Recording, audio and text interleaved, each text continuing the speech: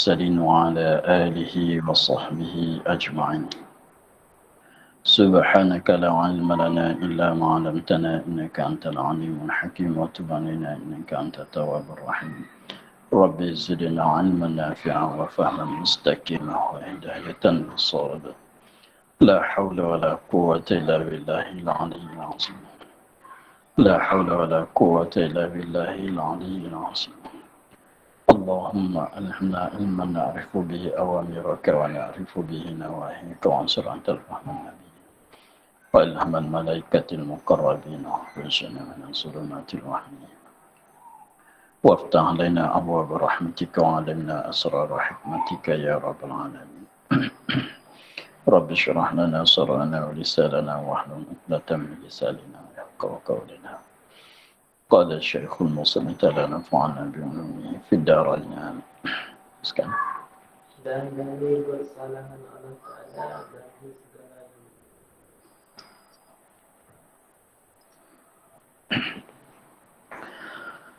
dan dalil bersalahan Allah Ta'ala bagi segala yang baru, bahwasanya jikalau menyerupai akan yang baru, nascaya adalah ia baru pula, dan iaitu mustahil, kerana telah sabit sedianya dengan dalil yang telah lalu. Maka sabitlah bersalahannya bagi yang baru, dan apabila sabit demikian itu mustahillah lawannya, iaitu menyerupainya akan yang baru. Dan dalil bersalahan Allah Ta'ala bagi segala yang baru, kita masuk pada bahasan dalil bagi sifat mukhalafatuhu ta'ala lil hawadis. Dalil dianya ialah dalil akli, yang mana dalil naklinya ialah laisa kamislihi syai'un. Itu dalil nakli yang disebut di dalam Quran, yang menunjuk bahawasanya Allah Ta'ala tidak sama serupa dengan mana-mana sesuatu daripada makhluk ini. Maka di sini ialah dalil akli yang kita boleh fikir dengan akal untuk nak menetapkan bahawasanya Allah Ta'ala itu tidak menyerupai dengan sesuatu pun daripada alam ini, daripada makhluk ini, daripada segala yang baru. Katanya, dan dalil bersalahan Allah Ta'ala bagi segala yang baru, dalilnya ialah kita fikir begini, bahwasanya jikalau menyerupai akan yang baru, fardunya sekiranya jikalau Allah Ta'ala itu menyerupai, jikalau menyerupai Allah Ta'ala akan yang baru. Akan yang baru, kita dah maklum yang baru itu boleh dikatakan makhluk, boleh dipanggil dengan nama makhluk, boleh dipanggilkan dengan alam ini juga. Sekiranya fardunya kalau Allah Ta'ala menyerupai, sama serupa dengan yang baru ini, apa nak kata? Sekiranya kalau dia tu serupa dengan yang baru ini, lazim dianya nascaya adalah ia baru pula, yakni juga pula, mana juga nascaya adalah ia, ya Allah baru pula, yakni barulah juganya. Sebabnya kalau kita fardu katanya Allah Ta'ala menyerupai dengan segala yang baru, dengan segala makhluk, dengan alam ini, tentulah Allah Ta'ala baru sama dengan yang baru ini juga. Jadi dengan sebabnya segala yang baru, segala makhluk ini, segala alam ini adalah mereka, adalah semuanya baru. Maka kalau kata Allah Ta'ala menyerupai, tentu sama sekali Allah baru juga. Tak boleh jadilah kita katanya makhluk ini baru, Allah qadim, tetapi Allah serupa dengan yang baru, tetapi dia tak baru, dia qadim. Tak boleh kita kata begitu. Sebab apa? Sebabnya faham daripada kata serupa, sama serupa, maka kita maka faham daripada katanya sama serupa. Makhluk ini baru, maka mestilah Allah Ta'ala itu pun baru juga. Sebab faham daripada kata serupa. Tak ada arti, tidak ada arti kalau kita katanya serupa tetapi makhluk ini baru, Allah Ta'ala itu qadim. Itu tidak ada arti kalau kata serupa. Itu kalau katanya Allah qadim, makhluk ini baru, itu maknanya tidak menyerupai. Faham daripada kata menyerupai Allah Ta'ala akan segala makhluk, tentulah segala makhluk itu baru, maka tentu juga Allah Ta'ala pun juga baru juga. Kemudian sekiranya kalau kata orang, kalau orang tanya Allah Ta'ala menyerupai dengan segala yang baru, tetapi Allah tidak qadim, dengan sebab makhluk ini pun qadim juga. Sama-sama qadim. Boleh ke tidak kalau kita nak kata begitu? Allah Ta'ala serupa dengan yang baru ini, tetapi yang baru ini pun qadim, Allah pun qadim. Maka jawabnya tak boleh jadi begitu, sebab yang baru tu dia panggil nama kata yang baru. Macam mana nak jadi qadim pula? Sebab yang kita semua alam ini, makhluk ini, kita dah tahu kesemuanya bahawasanya tidak ada yang qadim. Semuanya baru, sebab ada permulaan bagi ada kesemuanya. Tidak ada yang semuanya terdulu oleh tiada semua. Makhluk ini, alam ini baru kesemuanya, tidak ada makhluk ini yang qadim. Lalu tu kita nak kata makhluk ini qadim semacam Allah Ta'ala, tak boleh. Tak diterimakan. Maka yang ada satu jalan saja, kalau katanya fardunya Allah Ta'ala menyerupai dengan alam ini adalahnya baru, maka mestilah Allah Ta'ala pun baru sama dengan makhluk ini juga. Maka baharu Allah Ta'ala boleh diterima ke tidak oleh akal kita? Maka dia katanya dan iaitu mustahil. Dan iaitu baharu itu mustahil. Dan iaitu baharu Allah itu mustahil. Adalah perkara mustahil, perkara yang tak diterimai oleh akal akan sungguhnya. Kenapa? Kerana telah sabit sedianya, kerana telah sabit, telah tetap sedia kidamnya. Sedianya sedia Allah Ta'ala, kidamnya kidam Allah Ta'ala.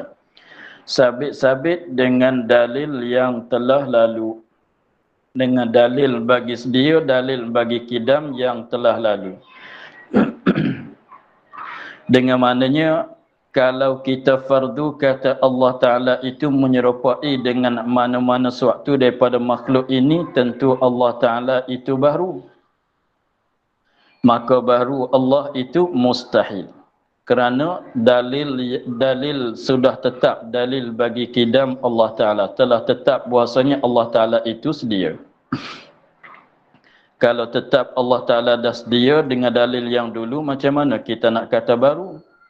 Kalau katanya tak boleh kata baru, macam mana nak kata dia serupa dengan makhluk ini? Tentu sama sekali tak boleh nak serupa. Ini kembali kepada dalil bagi kidam Allah Ta'ala juga. Sebab dalil bagi kidam yang pada masa yang telah lepas tu, kita fardu sekiranya kalau Allah Ta'ala tidak kidam, tidak sedia, tentu sama sekali Allah baru. Maka kalau Allah Ta'ala baru itu, mengikut dalil yang dulu, fardunya sekiranya kalau Allah Ta'ala baru tetapi Allah ada. Ada dia tu ada yang baru. Maka berajak dia kepada yang menjadi. Kalau Allah Ta'ala berhajat kepada yang menjadi, maka membawa kepada jadi dur atau tasalsul seperti huraian yang telah dulu pada dalil kidam. Maka adalah tasasul dan dur itu perkara yang mustahil. Maka mustahil pula berhajat Allah Ta'ala kepada yang menjadi. Berhajat Allah Ta'ala kepada yang menjadi itu mustahil, maka mustahil juga Allah Ta'ala itu baharu. Kalau kata mustahil Allah Ta'ala baharu, mustahil juga Allah Ta'ala menyerupai akan segala yang baharu. Jadi daripada fardu kata Allah Ta'ala menyerupai dengan makhluk ini, membawa kepada hukum kata Allah Ta'ala itu baharu. Tetapi kalau fardu kata Allah Ta'ala itu baharu, maka membawa kepada jadi dur dan tasasul. Lalu itu mustahil lah baharu Allah Ta'ala. Sebab tu dia katanya, dan iaitu baharu Allah itu mustahil. Kerana telah sabit sedianya dengan dalil yang telah lalu, dalil kidam yang telah lalu. Ialah kalau baharu membawa kepada jadi tasasul dan dur dan tasasul. Gitu. Maka sabitlah bersalahan. Maka sabitlah bersalahannya Allah Ta'ala. Bersalahannya Allah Ta'ala bagi yang baharu. Maka tentulah Allah Ta'ala itu bersalahan, maknanya tak serupa dengan yang baharu. Apabila tetap katanya Allah Ta'ala tak serupa dengan yang baharu, tetap dah katanya Allah Ta'ala tak serupa dengan yang baharu, maka sabit. Dan apabila sabit demikian itu bersalahannya bagi segala yang baharu, mustahillah lawannya. Tentulah lawan bagi bersalahan itu mustahil, tak diterimakan pada akal. Apa dia lawan? Iaitu lawan tu menyerupai akan yang baharu. Serupa Allah Ta'ala dengan yang baharu. Itulah dalil dianya. Jadi dalil bagi sifat mukhalafatuhu ta'ala lil hawadis ialah dalil bagi kidam.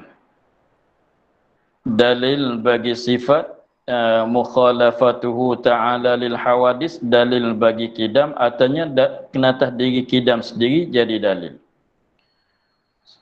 Sebabnya dia akan kembali kepada lawan bagi sifat kidam kalau kita fardu kata Allah Ta'ala itu sama serupa dengan yang baharu.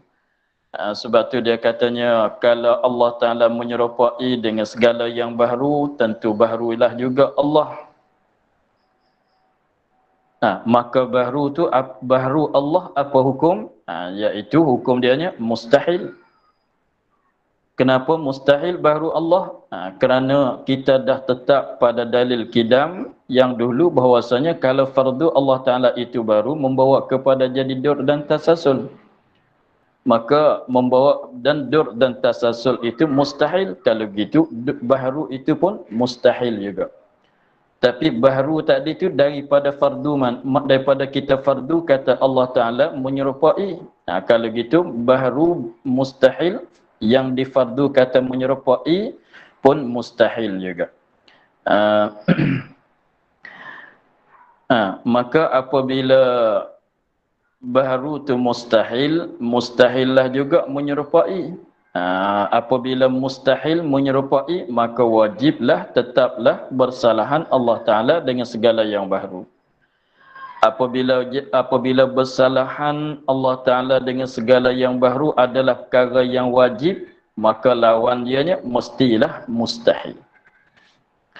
Maka lawan bagi bersalahan tu mesti mustahil. Nak kata sama-sama mustahil tak boleh, nak kata sama-sama wajib tak boleh, jadi beri pun dua benda yang berlawanan.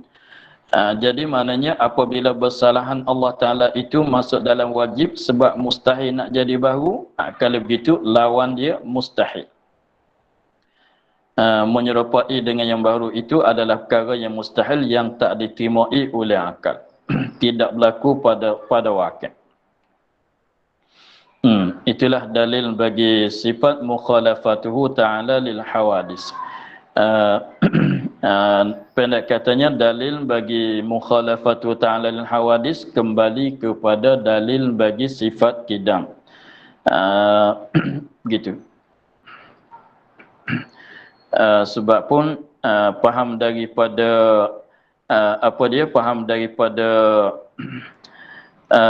faham daripada kata sifat mukhalafatuhu ta'ala lil hawadis, yang dimaksud dengan sifat mukhalafatuhu ta'ala lil hawadis, yang dimaksudnya seperti kata dulu ialah nak cerita katanya Allah Ta'ala bukan jauhar dan bukan arad. Allah Ta'ala tak serupa dengan makhluk, maka makhluk ini tak lepas daripada jauhar dan arad. Maka Allah Ta'ala tak menyerupai dengan segala makhluk, maka bukan Allah Ta'ala jauhar, artinya arad. Dengan kerananya setiap-tiap jauhar dan setiap-tiap arad adalah benda baharu, ialah makhluk Allah Ta'ala. Maka lalu tu dikatakan sifat mukhalafatuhu ta'ala lil hawadis kembali kepada sifat kidam. Sebabnya kalau Allah Ta'ala tak sedia, maka Allah baharu. Kalau baharu menyerupai dengan makhluk. Sebab tu Allah Ta'ala tak serupa dengan makhluk dengan sebab dia tu sedia. Sebab sedia bukan baharu. Kalau serupa dengan yang baharu, jadi baharu. Itulah. Jadi maknanya sifat mukhalafatuhu ta'ala lil hawadis termasuk di dalam makna bagi kidam ta'ala. Dan juga kidam Allah Ta'ala termasuk di dalam makna wujud Allah Ta'ala. Wujud yang zati. Ada tidak dijadi oleh yang lain. Ada Allah tidak dijadi oleh yang lain. Itulah. Jadi berkaitan, ada hubung kait sifat mukhalafatuhu ta'ala lil hawadis dengan sifat kidam. Sifat kidam ada berhubung kait dengan sifat wujud Allah Subhanahu wa ta'ala. Tetapi masalah sifat Allah Ta'ala ini kita mesti tahu satu per satu. Kalau kira dengan secara lazimnya, dengan secara fahamnya, mukhalafah adalah masuk di bawah sifat kidam. Sifat kidam adalah masuk di bawah sifat wujud zati. Kalau tilik kepada begitu, kita belajar sifat wujud zati, wujud Allah Ta'ala yang ialah wujud zati, dah cukup. Dah cukup, dah mengandungi makna kidam dan mukhalafah, dan juga satu makna daripada sifat qiyamuhu ta'ala binafsih yang lagi akan datang. Tetapi tak memada kita membilangkan sifat Allah Ta'ala dengan secara faham, dengan secara mendalami begitu, tak dapat. Tidak, kita kena bilang asing-asing. Wujud ialah satu sifat, kidam ialah satu sifat, mukhalafatuhu ta'ala lil hawadis adalah satu sifat, untuk nak bagi jelas. Itulah lebih kurangnya. Kelima, qiyamuhu ta'ala binafsih. Sifat yang kelima ialah sifat qiyamuhu ta'ala binafsih. Ini pun setengah daripada sifat salbiyah juga. Sifat salbiyah yang mana ialah sifat yang memberi faham makna tidak.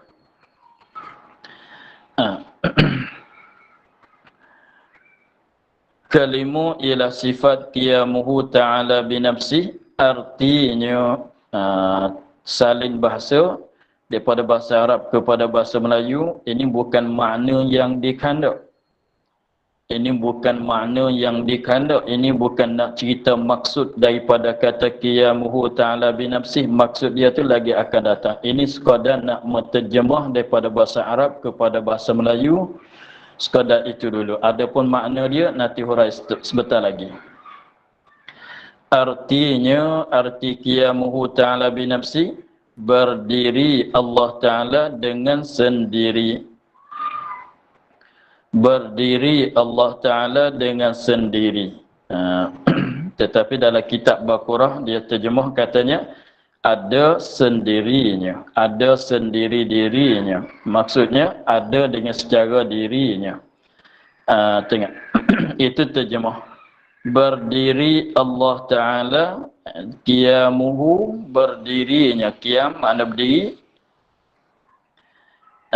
qiyam tu makna berdiri, qiyamuhu berdiri Allah binafsi dengan sendirinya.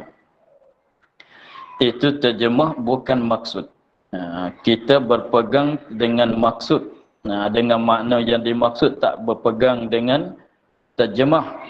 Nanti tengok apa yang dikandung. Tengok dulu. Dia katanya, dan tiada dikandaki dengan demikian itu, dan tiada dikandaki dengan demikian itu dengan berdiri Allah Ta'ala dengan sendiri. Terbetul pendiriannya Allah dengan ketiadaan mereka yang menolongkan dia. Bukan maksud, bukan dikandak. Ini nak cerita yang bukan dikandak, bukan yang dimaksud dengan kata berdiri Allah Ta'ala dengan sendiri. Berbetul pendiriannya. Berdiri betul. Di asalnya duduk, asalnya tidur. Lepas tu dia bangkit, dia bangun berdiri betul. Dengan bangun berdiri betul, lepas tu tidak ada siapa yang menolong, yang membantu untuk nak jadi berdiri dia. Bukan maksudnya begitu. Terbetul pendiriannya. Maknanya berdiri dia tu berdiri betul. Berdiri betul, tidak cenderung, tidak jadi sengit ke mana-mana. Berdiri dia tu, berdiri betul tu dengan ketiadaan mereka yang menolongkan dia, dengan tidak ada siapa-siapa yang membantu, yang menolong akak jadi berdiri betul, tidak ada. Tetapi maksudnya bukan. Seperti ya barang yang bersegera pada faham. Kalau kita zahir faham betul-betulnya, berdiri dengan sendiri seperti kanak-kanak yang baru belajar berjalan, baru belajar kanak-kanak yang baru belajar berdiri itu. Dia berdiri, tak lekat, tak tahan lama, dia rebah, dia jatuh, tetapi dia bangun sendiri pula. Tetapi itu bukan dikehendaki. Tetapi dengan zahir perkataan, dengan segera faham seperti lalunya, sekaligus kita tengoknya, nampak faham gitulah, berdiri Allah dengan sendiri, kena ada kaki. Akak dia bangun sendiri, tak ada siapa dia tolong akak dia jadi betul. Tetapi itu bukan maksud. Dengan sebab benda itu mustahil pada Allah Ta'ala. Makna seperti kata tadi itu berdiri betul dengan tidak ada siapa yang menolongkan dia, itu perkara yang mustahil. Sebab nak berdiri begitu mesti kena ada kaki. Lagi pula berdiri betul tu masuk dalam bagai arat, ialah makhluk Allah Ta'ala juga. Itu tidak dimaksudkan. Hanya sungguhnya makna berdiri dengan sendirinya itu, ni makna yang dikandaknya. Makna yang dimaksud dengan kata qiyamuhu ta'ala binafsi itu, makna yang dikandak yang kita mesti pegangnya begini. Hanya sungguhnya makna berdirinya dengan sendiri, qiyamuhu ta'ala binafsi itu, ketiadaan berkandak Allah kepada zat yang menempati ia padanya, seperti menempati segala arat pada segala zat, dan ketiadaan berkandak kepada yang menjadikan dia. Itulah makna yang dikandak, yang dimaksud dengan kata berdiri.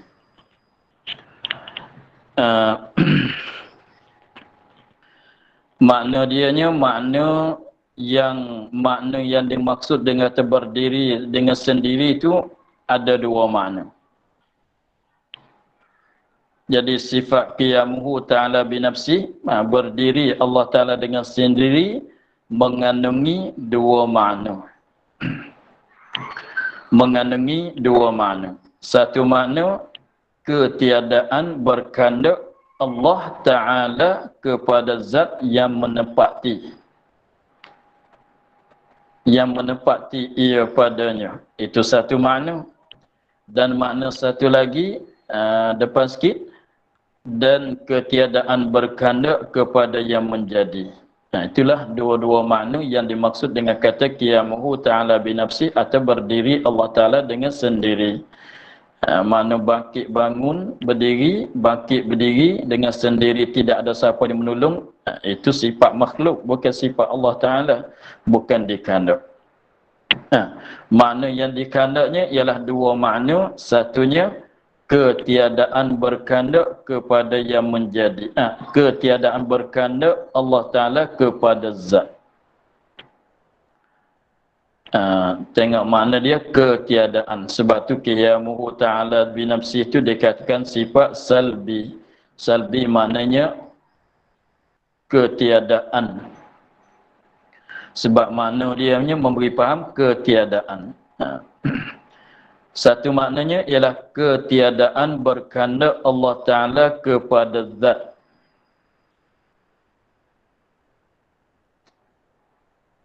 Yang menempati ia Allah padanya.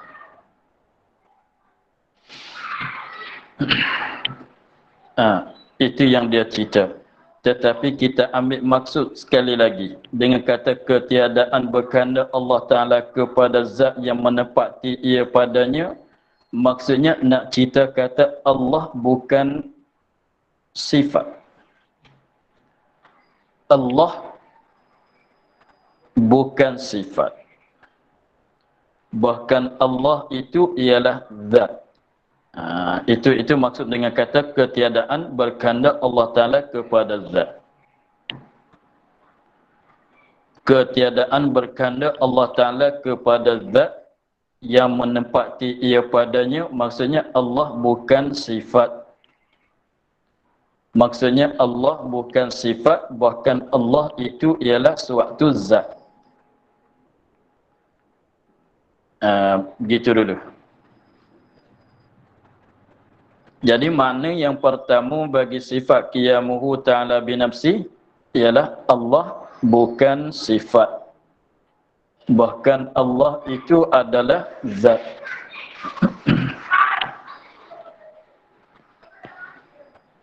Ini terima kasih.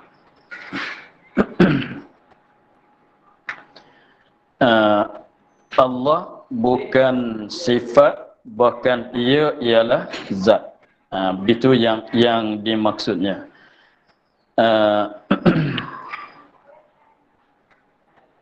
Itu yang dimaksud dengan katanya ketiadaan berkandak Allah Ta'ala kepada zat yang menepati ia padanya. Jadi maksudnya maksudnya begitulah. Jadi Tuhan kita nak ceritanya Tuhan kita ialah suatu zat, bukan dia sifat. Allah ialah suatu zat yang bersifat dengan segala sifat kamalat.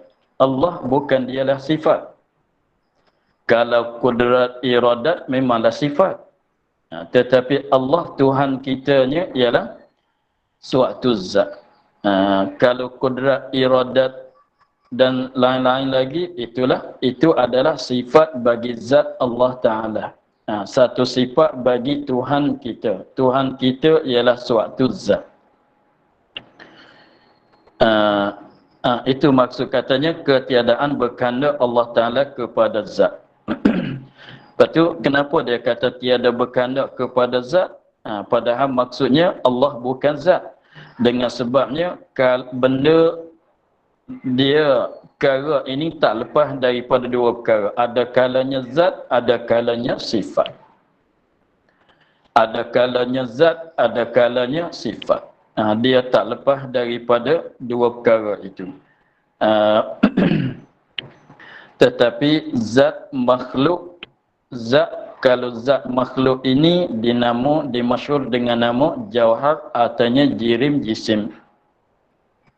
Zat makhluk ini termasyhur dengan nama jirim atau jauhar, artinya jisim. Jisim itu setengah daripada jauhar, setengah daripada jirim.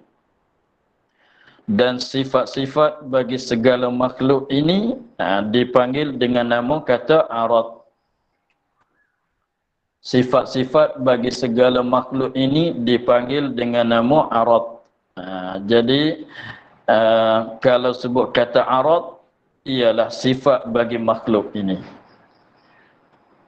Kalau sebut kata jauhar atau jirim dan dimaksud di bawah jirim itu jisim ialah diri zat benda makhluk ini. Itu. Tetapi zat Allah Ta'ala panggil zat lah. Sifat Allah Ta'ala panggil sifat, tak boleh panggil arad. Zat Allah Ta'ala tak boleh, bukan dia jirim, bukan dia jauhar. Sifat Allah Ta'ala bukan dia arad. Begitu. Habis itu, dengan sebab dia katanya tiada berkehendak Allah Ta'ala kepada zat, dengan sebab Allah itu ialah zat. Zat tak menumpani pada zat. Zat tak lepas daripada zat. Hanya yang berkehendak kepada zat ialah sifat.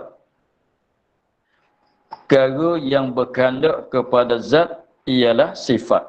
Fardunya kalau Allah Ta'ala itu kena atas sifat, tentu dia berkehendak kepada zat yang menepati sifat itu pada zat.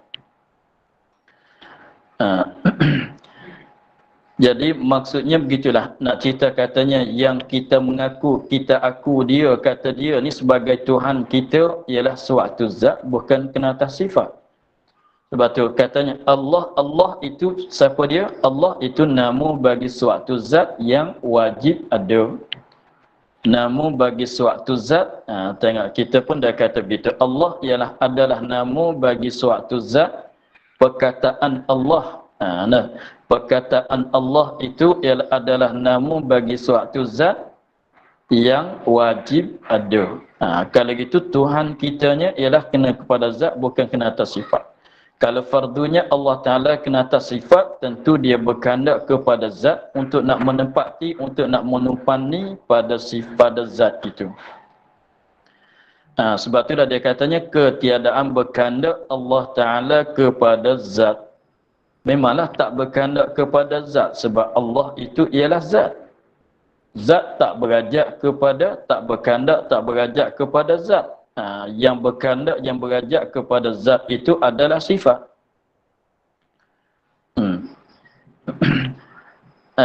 Ketiadaan berkehendak Allah Ta'ala kepada zat yang menempati ia padanya, yang menumpani. Memanglah kalau sifat menempati pada zat. Artinya kita panggil, kita bercakap katanya menumpani pada zat. Tengok dia buat banding, seperti menempati atau menumpani segala arad pada segala zat. Dikandaki zat di sini ialah jauhar, artinya jirim. Seperti menempati segala arad pada segala zat.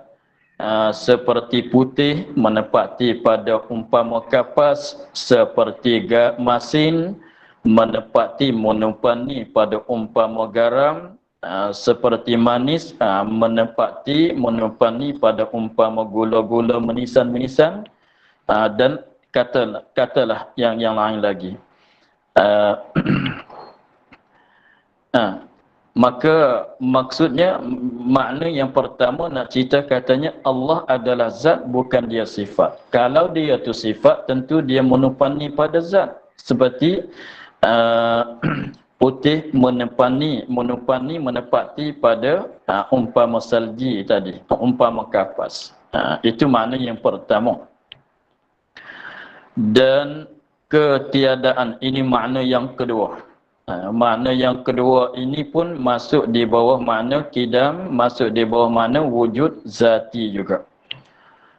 Makna yang kedua bagi sifat qiyamuhu ta'ala binafsi, ini pun masuk di bawah makna kidam, dan masuk juga di bawah makna masuk di bawah makna kidam masuk di bawah makna wujud zati. Dan ketiadaan berkehendak Allah, berajak Allah Ta'ala kepada yang menjadikan dia kan Allah. Tiada tiada berajak kepada yang menjadikan dia. Kalau tanya kenapa dia tak berkehendak kepada yang menjadikan dia, sebab dia tu sedia. Sebab dia ada Allah Ta'ala itu ada yang sedia. Ada Allah Ta'ala ada yang sedia, maknanya ada yang sedia itu ada yang tidak didului oleh tiada. Ada yang tidak didului oleh tiada, bukan katanya tak ada, jadi ada. Nak jadi ada, kena ada yang menjadikan dia, yang membuat, yang menciptakan dia. Bukan begitu. Sebab itulah makna yang kedua ni kembali pada kidam juga. Allah Ta'ala sedia. Allah Ta'ala sedia, ada dia tu ada yang sedia, ada tidak didului oleh tiada. Apabila ada dia tidak didului oleh tiada, tidak, memanglah sama sekali tidak ada siapa yang menjadikan dia. Sebab nak jadi itu asal daripada tak ada. Nak jadi ada itu asal daripada tak ada. Tak ada, apabila dijadi maka jadi ada. Maka Allah Ta'ala sedia maknanya ada dia tidak didului oleh tiada. Maka tak terima nak ada siapa-siapa yang menjadikan dia. Maka sedia itu ialah setengah pada itu masuk dalam makna wujud zati. Ada Allah Ta'ala tidak dijadi oleh yang lain. Tidak ada permulaan. Itulah. Jadi maksud yang keduanya ialah apa dia? Allah Ta'ala tak berkehendak kepada yang menjadi. Mana Allah Ta'ala dah sedia. Sebab dia bersifat dengan sedia, bersifat dengan sifat kidam, tidak terdulu oleh tiada. Memanglah tidak ada siapa yang menjadikan dia. Ada, itulah. Pendek katanya, kedua-dua makna tidak ada, tidak berkehendak kepada zat, tidak berkehendak kepada yang menjadi. Dua-dua makna ini masuk di bawah kata qiyamuhu ta'ala binafsi, berdirinya Allah Ta'ala dengan sendirinya. Itulah yang maksudnya. Ada sikit lagi, dia katanya ketiadaan berkehendak kepada yang menjadi, bahkan ia yang menjadikan segala-galanya, segala perkara.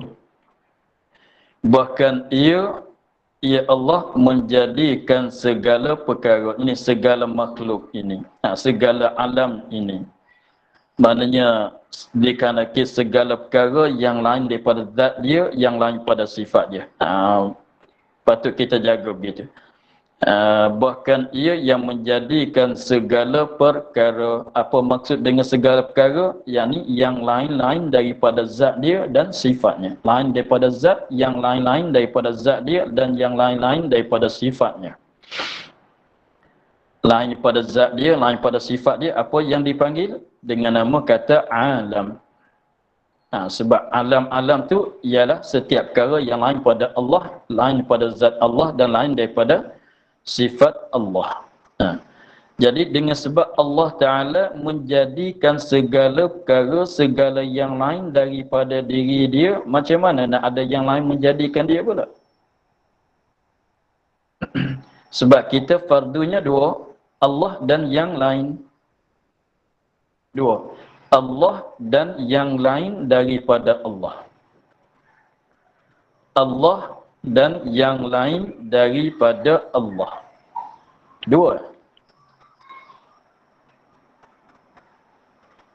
Ada dua saja, Khalik dan makhluk. Ada dua tu saja. Khalik dan makhluk. Tak lepas pada dua perkara itu. Khalik Allah. Sebut kata Khalik ialah zat Allah. Dan mestilah sifat dia mesti kena ada. Makhluk ialah lain daripada Allah. Sebab itulah makhluk ialah alam. Makhluk ialah alam, makhluk ialah yang baru, segala yang baru. Sebab kata makhluk maknanya benda yang kena jadi. Benda yang dijadikan, benda yang kena jadi. Siapa yang menjadi ialah Allah. Sebab itu Allah panggil Khalik, yang lain daripada Allah, lain pada zat dia, lain pada sifat dia, panggil makhluk kesemuanya. Dengan sebab makhluk-makhluk maknanya yang kena jadi, nak dijadi, mesti kena tak ada lebih dulu. Mesti daripada tak ada kepada ada. Sebab tu makna kata tak ada belum pada ada, itu makna kata baru. Makhluk bukan Allah sebab Allah itu Khalik. Makhluk bukan Allah sebab Allah itu Khalik. Maka makhluk lain daripada Khalik, makhluk lain pada Khalik, Khalik lain daripada makhluk. Khalik itu Allah, lain daripada Allah dikatakan alam. Alam itulah makhluk. Jadi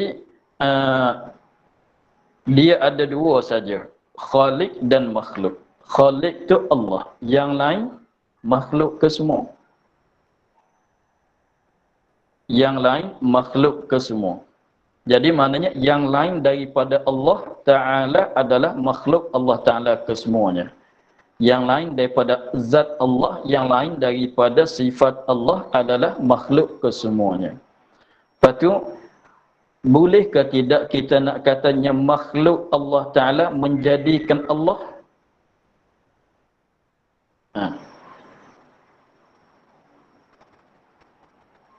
Boleh ke tidak, terima ke tidak pada akal kita nak katanya makhluk Allah Ta'ala menjadi akan Allah Ta'ala? Boleh ke tidak? Memang dah tak boleh. Sebab apa? Makhluk ialah perkara yang dijadi oleh Allah, ada kemudian daripada Allah. Makhluk Allah Ta'ala maknanya perkara yang dijadi oleh Allah Ta'ala. Maka tentulah makhluk baru, Allah Ta'ala qadim. Maka macam mana kita katanya makhluk yang ada di belakang Allah Ta'ala ada kemudian daripada ada Allah.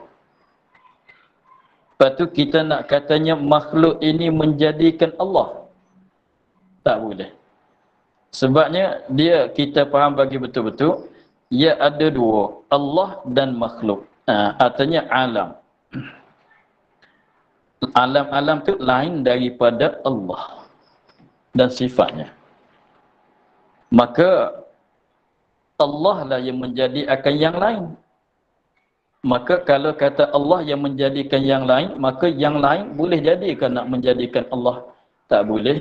Sebab jadi mustahil, beri pun ada dengan tak ada, ada dulu dan kemudian. Dengan sebab tu dia katanya ketiadaan berkandak kepada yang menjadi. Ketiadaan berkandak kepada yang menjadi. Allah tak berajak kepada siapa-siapa yang menjadikan dia. Maknanya ada Allah, bukan siapa-siapa menjadi. Tidak ada siapa pun yang menjadikan Allah. Dengan satunya dengan sebab dia qadim, lagi pulanya kita kira satu laginya yang lain daripada Allah dijadi oleh Allah Ta'ala kesemuanya. Macam mana nak kata ada yang lain menjadikan Allah pula? Sebab kita katanya kita ni bapa. Kita ni adalah ibu bapa bagi seorang anak. Apabila kita katanya kita ni adalah ibu bapa bagi seorang anak, maka memanglah anak tu belakang daripada ibu bapa. Anak itu belakang daripada ibu bapa. Apabila kita mengaku katanya kita ni contohnya Nabi Adam dan Hawa adalah ibu bapa bagi segala manusia. Ibu bapa atau nenek bagi segala manusia. Maka apabila kita katanya Nabi Adam dan isterinya adalah ibu bapa bagi segala manusia, apabila kita kata begitu, boleh tak kita nak faham kata Nabi Adam itu anak bagi manusia yang lain? Tak boleh. Sebab apa? Sebab kita katanya Nabi Adam dan isterinya adalah ibu bapa atau nenek bagi segala manusia yang lain. Maknanya lain daripada Adam, lain pada isterinya ialah anak cucu bagi Nabi Adam dan isterinya kesemuanya. Maka bolehkah tidak nak katanya Nabi Adam anak bagi manusia yang lain? Tak boleh. Sebab kata yang lain tu anak cucu dia. Yang lain daripada Nabi Adam dan isterinya adalah anak cucu dia. Maka macam mana nak kata anak cucu jadi bapa bagi Nabi Adam pula nya? Tak boleh kata begitu kan. Sebab jadi dulu kemudian anak-anak ni belakang kemudian daripada ibu bapa. Ibu bapa dulu daripada anak. Mestinya begitu. Tiba-tibanya Nabi Adam jadi anak kepada seorang manusia. Seorang manusia tu adalah anak cucu dia. Bolehkah begitu? Tak diterima oleh akal sebab jadi berpusingan jadi dur. Sebab tu katanya Allah tidak berkehendak kepada yang menjadikan dia. Allah tidak berkehendak ada dia, tidak berkehendak kepada yang menjadikan dia. Satunya kalau tanya kenapa tak berkehendak, satunya kita kira kata dia tu dah bersifat dengan sifat kidam. Kidam-kidam ni tidak ada. Kidam-kidam ni tidak terdulu oleh tiada. Tak terdulu oleh tiada, macam mana nak dibuat dia ada? Sebab syarat nak buat mengada itu syaratnya kena tak ada lebih dulu. Dan satu laginya, macam mana Allah Ta'ala nak ada yang menjadikan, sebab yang lain daripada Allah adalah makhluk dia kesemua. Yang lain daripada Allah adalah makhluk dia kesemuanya. Macam mana nak kata makhluk dibuat Tuhan pula, menjadikan Tuhan pula? Itu tak diterima oleh akal. Gitulah. Itu maksud katanya, bahkan ia yang menjadikan segala perkara. Itu maksud katanya, bahkan ia Allah Ta'ala yang menjadikan segala perkara. Apabila kata dialah yang menjadikan segala perkara, maka tak boleh katanya perkara yang lain itulah menjadikan Allah, tak boleh. Sebab segala perkara itu baharu. Macam mana nak menjadikan Allah Ta'ala? Baharu maknanya ada di belakang. Seperti anak ada di belakang, ada kami pada ibu bapa. Macam mana nak kata anak memberanakkan kepada ibu bapa? Kalau kata yang memberanakkan itu memang dia bapa, bukan anak. Begitulah.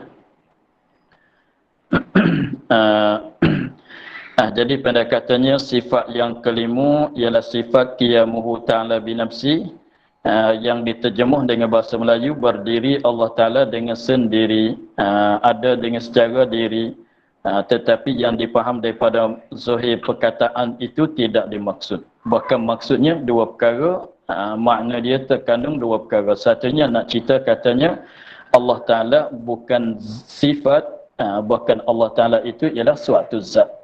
Dan makna yang keduanya, Allah ada dianya bukan dijadi oleh yang lain. Maka dua makna itulah dari yang termasuk di bawah qiyamuhu ta'ala binafsi. Jadi maknanya kita beriktikad bahwasanya Allah itu adalah suatu zat, dan Allah Ta'ala itu ada dia, tidak dijadi oleh yang lain. Kita iktikad begitulah, dengan itu kita iktikad begitulah, makna kita iktikad dengan bersifat Allah Ta'ala dengan sifat qiyamuhu ta'ala binafsi. Gitulah. Maka untuk pagi ini kita sekadar itu dulu. InsyaAllah minggu depan kita sambung dengan dan mustahil lawannya. Wallahu a'lam. Alhamdulillah rabbil alamin.